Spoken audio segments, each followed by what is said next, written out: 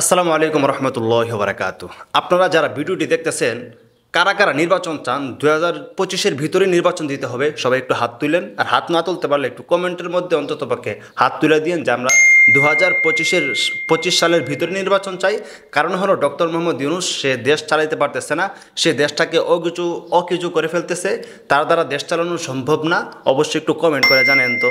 কারণ বাংলাদেশের মধ্যে যেই পরিমাণে নির্বাচনের জন্য পাগল হয়েছে বিএনপির লোকেরা, এই জন্য বলতেছি আর কি, যারা নির্বাচনের জন্য চান যে নির্বাচন হোক, অবশ্যই তারা একটু হাত তুলেন।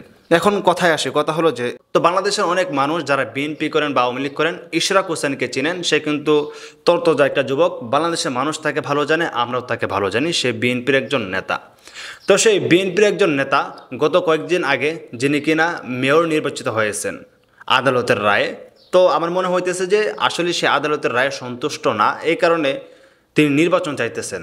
কারণ হলো সে মনে করতেছে যে তার উপর তার সাথে নির্বিচার করা হয়নি আদালতের মধ্যে। যাই হোক, এখন কথা হলো যে সে ইশরাক হোসেন নির্বাচনের জন্য পাগল হয়েছে। আসলে নির্বাচনের জন্য শুধু ইশরাক হোসেন না, বিএনপির অনেক লোকেরাই কিন্তু পাগল হয়ে গেছে। নেতাদের কথা বলতেছি ভাই, প্রজাদের কথা বলতেছি না। সেই ইশরাক হোসেন সে একটি পোস্ট করেছে, 2025 সালের মধ্যে জাতীয় নির্বাচন দিতে হবে, যথাসময়ে জনগণকে সাথে নিয়ে আমরা নির্বাচন আদায় করে নেব ইনশাআল্লাহ, এবং সরকারে থাকা ছাত্র প্রতিনিধিদের অবিলম্বে পদত্যাগ করতে হবে, অন্যথায় নির্বাচনকালীন সময়ে অন্তর্বর্তী সরকারের নিরপেক্ষতা নিশ্চিত হবে না। 2025 সালের মধ্যেই নির্বাচন দিতে হবে এবং সে জনগণকে সাথে নিয়ে নির্বাচন আদায় করে নেবে। এখন এই জায়গাতে হলো আমাদের প্রশ্ন, জনগণটা কে? জনগণটাকে আমি, আপনি, সাধারণ জনগণ, নাকি যারা নেতা, যারা কর্মী, তারা? জনগণ মূলত কারা? বিএনপিকে এই বিষয়টা ক্লিয়ার করা দরকার। কারণ যারা আপনার অনলাইনে আমরা দেখতেছি, মানুষ নির্বাচন চাইতেছে না। মানুষ বলতেছে এখন কোনো নির্বাচন হবে না, নির্বাচন হবে আরও পরে, আগে সংস্কার হবে তারপর নির্বাচন। কিন্তু বিএনপি একটা কথায় কথায় বলে যে জনগণকে সাথে নিয়ে, জনগণ নির্বাচন চাইতেছে, জনগণকে সাথে নিয়ে আমরা নির্বাচন আদায় করে নিব। এই জনগণটা কে? যারা নেতা তারাই কি শুধু জনগণ দেশের, নাকি আমরাও দেশের জনগণ? এই কথাটা আসলে বিএনপির ক্লিয়ার করা দরকার। কারণ বিএনপি গোলমাল পাকায় ফেলতেছে ভাই। এখন দেখেন, এই যে ইশরাক হোসেন সে একটা পোস্ট করছে নির্বাচন নিয়ে, তো এখন তাকে তো বেশিরভাগ ফলো করে যারা কিনা বিএনপির লোক। তো ওই বিএনপির লোকেরাই কিন্তু তার পোস্টের মধ্যে আপনার 1,05,000-এর মতন রিয়েক্ট আসছে। এখানে 80,000-এর মতন লোকেরাই কিন্তু হাহা রিয়েক্ট দিয়েছে। তাহলে বুঝেন আসলে সে যে জনগণের কথা বলতেছে, কোন সমস্ত জনগণেরা এই নির্বাচন চাইতেছে। বিএনপি এক একজনকে এক একটা দায়িত্ব দিছে। তুমি ছাত্রদেরকে বলবা পদত্যাগ করতে, তুমি ছাত্রদেরকে রাজাকার বলবা, তুমি বলবা হ্যাঁ ডক্টর মোহাম্মদ ইউনূস সে তো ভালোই করতেছে, তুমি বলবা, মানে এক একজনকে এক একটা দায়িত্ব দিয়ে রাখছে। আরেকজনকে দায়িত্ব দিচ্ছে যে নির্বাচনের কথা বলতে বলতে মুখের মধ্যে ফেনা তুলে ফেলবা। বিএনপি বর্তমানে যতটা নির্বাচনের কথা বলে, এর 10 ভাগের 1 ভাগও সংস্কারের কথা এরা বলে না। এরা শুধু নির্বাচন নির্বাচন, কারণ পকেট ফাঁকা হয়ে গেছে, ব্যাংক খালি হয়ে গেছে। এখন তাদের পকেট ভরতে হবে, ব্যাংক ভরতে হবে।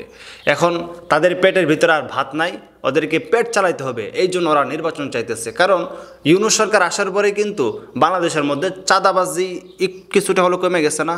কমে গেছে।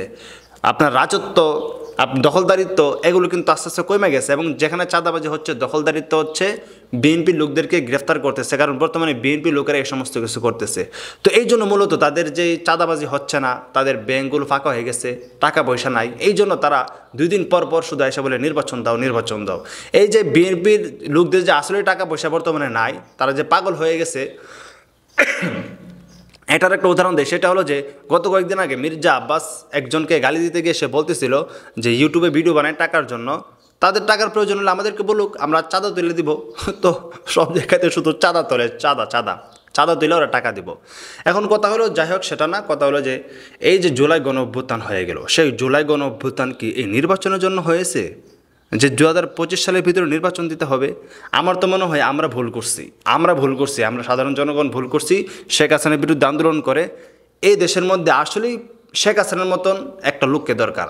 আমাদের মন চায় যে শেখ হাসিনাকে আবারও বাংলাদেশের ক্ষমতার মধ্যে বসিয়ে দিই। তাহলে দেখবেন যে এই নির্বাচন যারা করে না, ওদের নির্বাচন একবারে ঠান্ডা হয়ে যাবে। ওরা আর 2028 না 29 সালের ভিতরে কখনো নির্বাচন করতো না। ওই শেখ হাসিনাকে আবার ক্ষমতার মধ্যে বসাই দিই আইনা সবাই আন্দোলন করা, তাহলে দেখবেন নির্বাচনের কথা বইলা আর কেউ মাঠের মধ্যে নামতো না। মাঠের মধ্যে নামলেই পুলিশ দেয়া এমন মার দিব যে আর কাউকে রাস্তায় দেখা যাইব না। হঠাৎ করে কী রে ভাই, ডক্টর মোহাম্মদ ইউনূস কী খারাপ করতেছে দেশের জন্য, দেশের বিরুদ্ধে কী খারাপ কাজটা করতেছে, বা ডক্টর মোহাম্মদ ইউনূস কী করতেছে যে দেশটা চলতেছে না, দেশের মানুষ অস্থির হয়ে গেছে নির্বাচনের জন্য? না ভাই, এটা শুধু অস্থির হয়েছে শুধু নেতারা, বিএনপির নেতারা, অন্য কোনো নেতারা না। তো শুধু এত নির্বাচন করেন না ভাই, দেশের জনগণের দিকে দেখুন একটু, জনগণ কি চায়। এমনকি আপনার দলের কর্মীরাও ভাই নির্বাচন চায় না বর্তমানে, যারা বিএনপি করে, বিএনপির জনগণ যারা আছে তারাও নির্বাচন চায় না। শুধু নির্বাচন চান হলো আপনারা যারা নেতারা আছেন তারা শুধু নির্বাচন চাইতেছেন। তো যাই হোক প্রিয় দর্শক, অবশ্যই যারা নির্বাচন চান কমেন্ট করেন, হাত তুলেন যে কারা নির্বাচন চান, আর যারা নির্বাচন চান না তারাও একটু কমেন্ট করেন। তো প্রিয় দর্শক, সর্বশেষ দেখা যাক আসলে শেষ পর্যন্ত কোথাকার জল কোথায় গিয়ে গড়ায়। তো প্রিয় দর্শক, আজকের এই ভিডিওটি এ পর্যন্তই, বিদায় নিচ্ছি এখান থেকেই। আসসালামু আলাইকুম রহমতুল্লাহি ওয়া বারাকাতুহু।